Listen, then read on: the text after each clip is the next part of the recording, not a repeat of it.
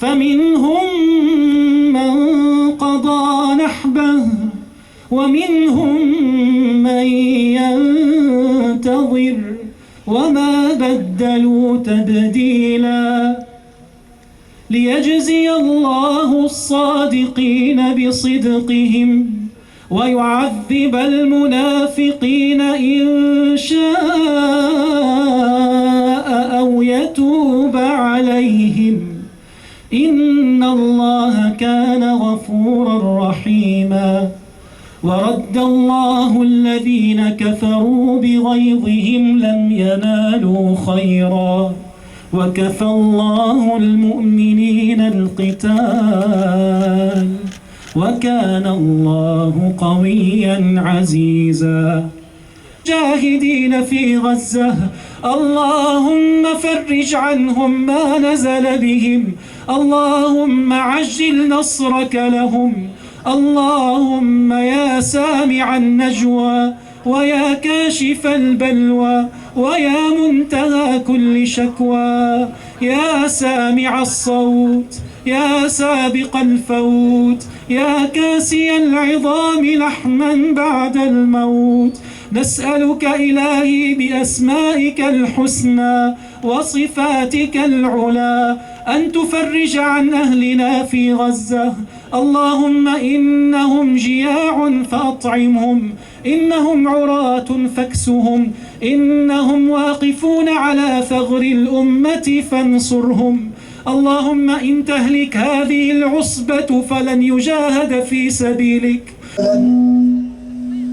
جزاكم الله خيرا أن أحييتم هذه السنة وقمتم بهاتين الركعتين المقبولتين إن شاء الله.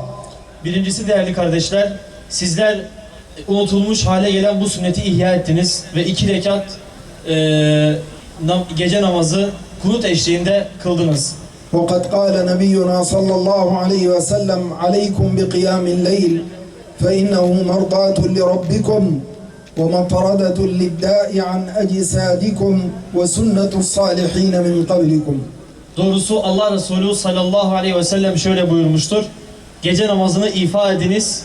O sizler için Rabbinize yakınlaşma vesilesidir. Aynı zamanda sizlerin bedenleri için ise bir şifa sebebidir. ثانيا أيها الفضلاء والفاضلات مقامكم هذا ومجيئكم حين تركتم بيوتكم وخلفتم من ورائكم أزواجكم وذرياتكم إنما هو تضامن مع المجاهدين. Değerli kardeşlerim ve bacılarım, sizlerin burada bulunuyor olmanız, ailelerinizi, evlerinizi, işinizi, gücünüzü bırakıp burada toplanmış olmanız, Filistin meselesiyle ve mücahitlerle dayanışma içerisinde olduğunuzu göstermektedir. وجودكم في هذه الساحة وفي هذه الساعة إنما يسر إخوانكم في فلسطين ويغيظ الكفار والمنافقين. Sizin bu saatte bu meydanda oluyor olmanız mücahit kardeşlerinizi sevindiriyorken münafıkları ve ehli küfrü ise titretiyor ve korkutuyordur.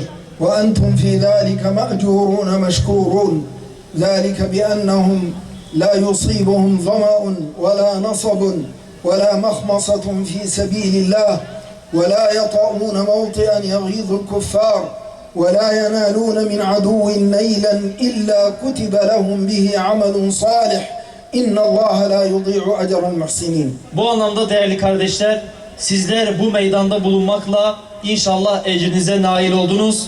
Sizler ki, o müminler ki hiçbir şekilde küffarı razı edecek bir konumda bulunmazlar. ثالثا إخوتي وأخواتي الدعاء لا تستهينوا به ولا تفرطوا فيه فإن الدعاء يصنع العجائب وربنا على كل شيء قدير وهو بكل شيء عليم. Üçüncü olarak değerli kardeşlerim, dua. Kesinlikle duayı hafife ve basite almayınız. Allah Azze ve Celle her şeye kadirdir, duaları işitendir. Duaya önem veriniz. إخواننا في غزة أعدوا العدة وبذلوا الجهد ثم بعد ذلك اقتدوا برسول الله صلى الله عليه وسلم وأصحابه فصبروا وصابروا ورابطوا. Bu anlamda değerli kardeşler, Gazze'deki kardeşleriniz uzun süre hazırlık yaptılar. Cihad için hazırlık içerisine girdiler. Ondan sonra sünnete tabi oldular. Allah Azze ve Celle'nin ipine sarıldılar.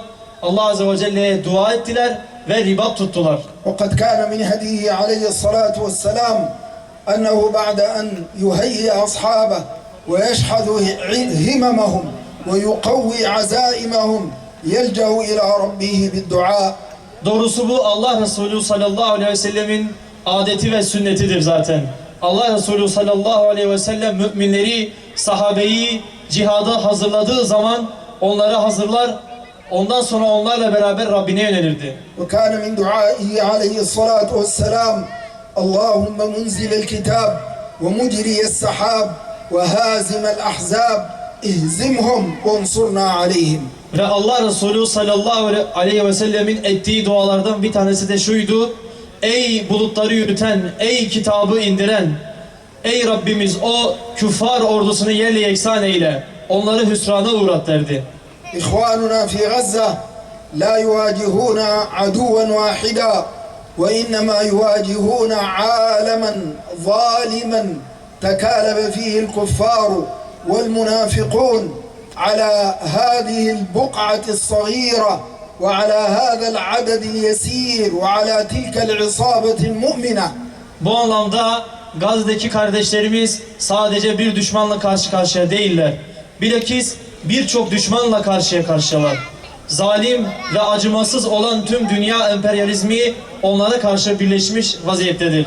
Çok küçük bir kara parçası olan Gazze'de çok az bir sayıdaki mücahit topluluğu bu küffara karşı cihad etmektedir. لكننا على يقين من قول ربنا جل جلاله إن ينصركم الله فلا غالب لكم.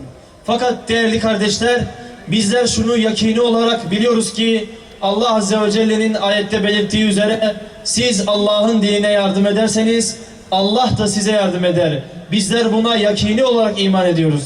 وما ينبغي لي أن أطيل الكلام في هذا المقام إذا كان من بين الحضور هذا الشاب المؤمن الأستاذ طارق مصطفى الذي فقد عائلته كلها فأظهر صبرا جميلا وثباتا عجيبا.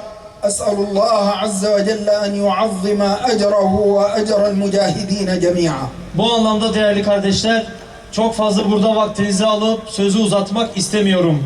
Özellikle de Gazze'de yaşanan bu soykırımda tüm aile fertlerini kaybeden ve tüm aile fertleri şehit olan gazeteci Doktor Tarık Mustafa abimiz buradayken onun huzurunda çok fazla sözü uzatmak istemiyorum. وأختم هذه الكلمة فأدعو الله عز وجل بأن يهب أهل غزة رحمة من عنده يهدي بها قلوبهم ويجمع بها شملهم ويلم بها شعثهم ويدفع بها الفتن عنهم وينصرهم نصرا عزيزا إنه أرحم الراحمين وأكرم الأكرمين. Bu anlamda konuşmalarımızı şu sözlerle bitirmek istiyorum. Allah Azze ve Celle'den Gazze'li kardeşlerimizin acilen yaralarının sarılması, bu İsrail fitnesinden bertaraf olmalarını, içinde bulunmuş oldukları bu zulümden çıkmalarını Allah Azze ve Celle'den niyaz ediyorum. Esselamu Aleyküm ve Rahmetullah. Selamun Aleyküm ve Rahmetullahi ve Berekatuhu.